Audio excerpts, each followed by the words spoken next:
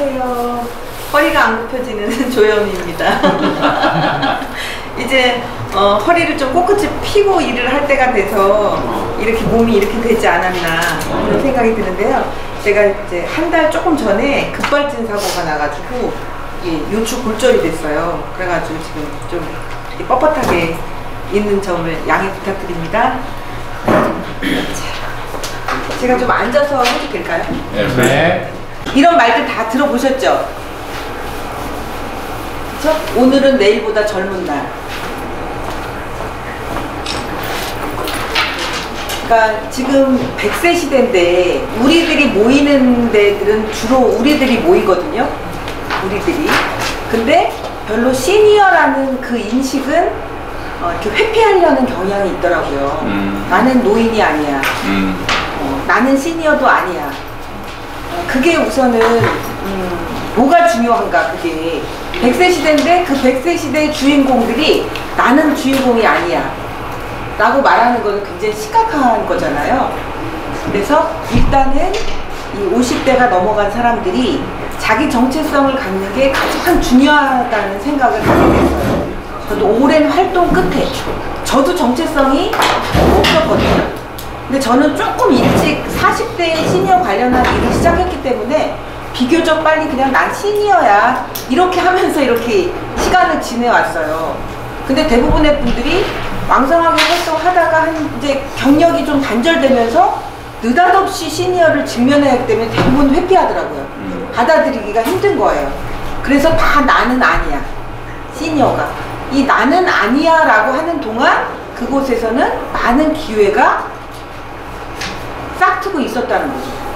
우리가 외면하는 동안. 그래서 저는 어떻게 보면 그 지점을 계속 지켜보고 활용하면서 왔어요. 근데 안타까웠던 게 뭐냐면 나는 아니야 라고 하기 때문에 이 일을 함께 해야 되는데 사람들이 들어오지 않는다는 것이 굉장히 큰 어려움이었어요. 너무나 많은 기회를 100세 시대의 문제를 풀기 위해서 정부는 다양한 정책을 내놓고 하는데 당사자들은 그냥 어떻게든지 거긴 안 들어가고 싶은 이 회피와 아주 복합적인 여러 요소로 하여튼 정책을 바라보진 않더라고요. 그래서 일단은 시니어 정책하면 우리들에게 기회를 주는 정책이다. 그리고 시니어라는 단어는 우리가 회피할 단어가 아니라 기꺼이 받아들이고 좀 더 멋진 시니어가 되기 위한 노력들을 해야겠다라는 기초 인식 전환이 가장 필요하다라는 생각을 했어요. 동의하시나요? 동의합니다. 네.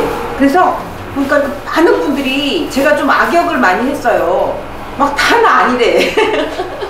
근데 나중에 고맙대요.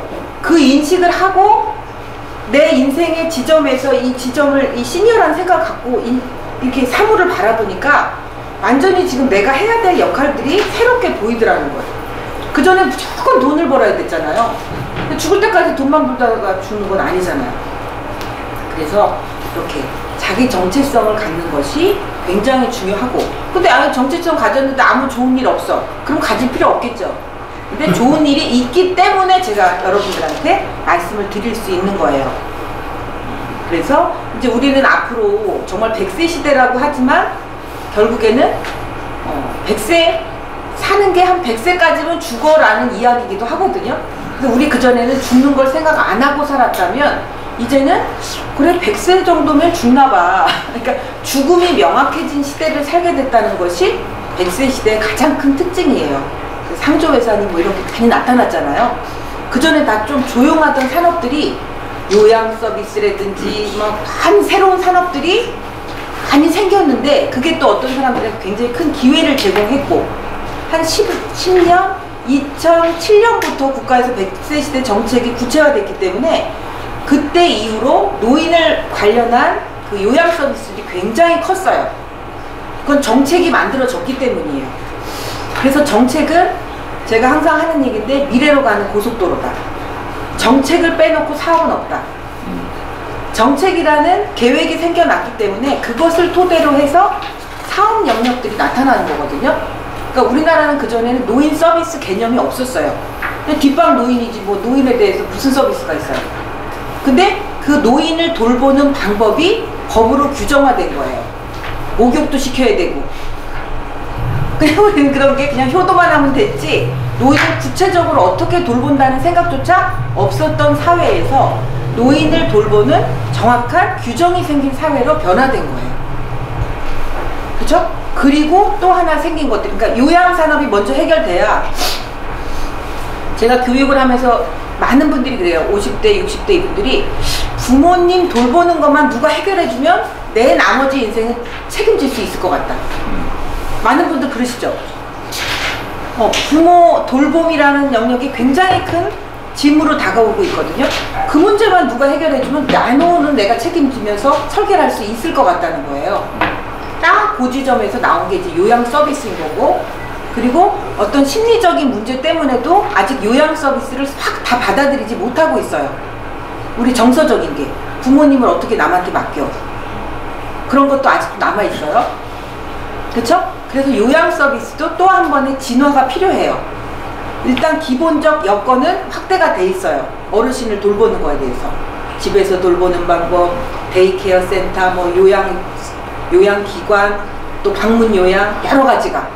근데 당사자들이 잘 몰라요. 어떠냐면 없었던 것이 생겨났을 때 우리가 얼마나 모르냐면요, 손에 쥐어줘도 몰라요.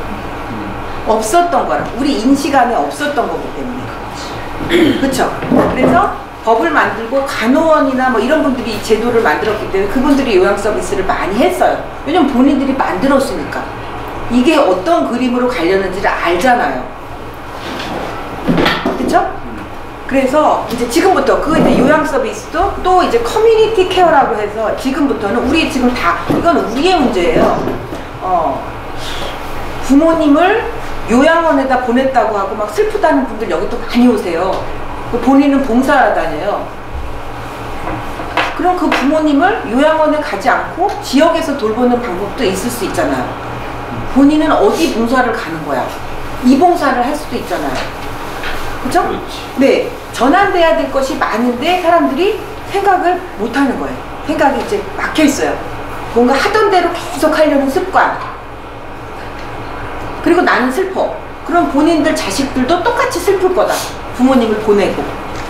그죠? 보내는 걸 봤으니까 보내고. 또 똑같이 난 슬퍼. 이게 무한 반복되는 거예요.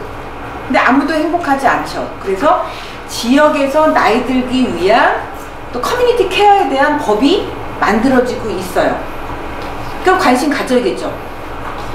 구체적으로 그게 나한테 어떤 사업 기회를 주는지. 그래서 나오는 그것들을 저 혼자 막 공부하는 거를 넘어설 정도로 이제 너무나 많은 제도들이 나오고 이제 실행이 필요한 거예요. 주체들의 실행. 누가 해주겠어요? 젊은 친구들이 그렇게 관심 많이 갖겠어요? 근데 의외로 실버 산업에 젊은 친구들이 많이 뛰어들어요. 돈이 된다고 생각하는 거죠. 노인의 수가 많아지니까. 근데 당사자들은 오히려 그걸 기회로 생각하는 경우는 거의 없다는 거죠. 걱정만 하지. 그렇지.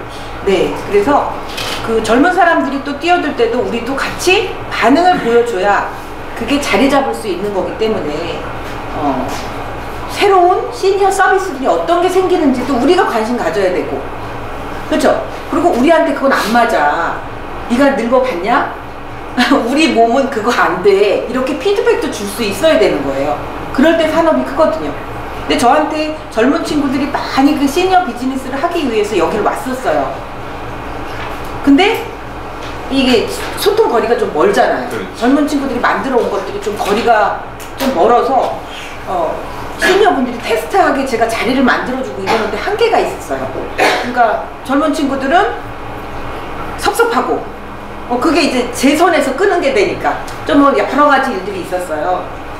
그래서 저는 시니어들이 일단 우리들이 시니어 시장의 상품 테스터 역할을 하는 것이 우선적으로 필요한 일자리다. 그러면 개발해 놓고 그냥 사양되지 않고 업데이트가 될 수 있잖아요.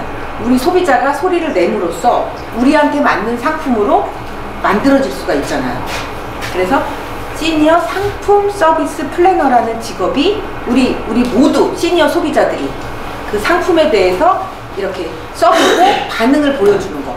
그게 한 단계 나가면 마케터가 되거든요. 시니어 마케터.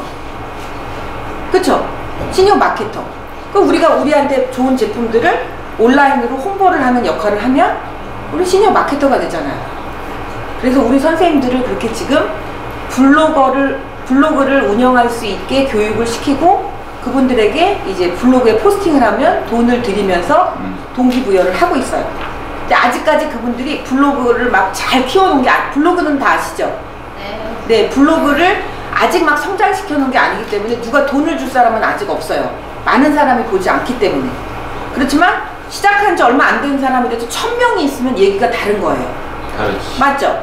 네, 1000명의 시니어 온라인 마케터들이 있다. 그러면 일을 따올 수 있어요.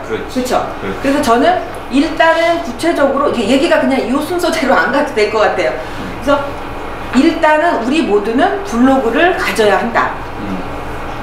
시니어들이 온라인에 들어가는 걸 너무 두려워하기 때문에 못 들어가요. 그렇지. 사용을 안 해요. 그리고 계속 공부만 해요. 계속 공부만 하고 지금 가장 큰 이 문제가 뭐냐면 온라인 시대가 됐는데 온라인에 대한 공부는 머리로 하는 게 아니라 직접 실행으로 데이터를 넣는 거거든요. 그렇지. 네. 그렇지. 그게 너무나 중요한데 공부하면 쓰는 거야. 얘는 옆에다 놓고 쓰는 거야. 우리가 그게 그냥 공부하면 반사적으로 시험 보는 거로 돼 있는 거예요. 그렇지. 너무나 고질적으로. 네. 본인들도 화가 나면서도 그냥 그러고 있어요. 그러니까 무서운 공부의 저주에 걸려 있는 거예요.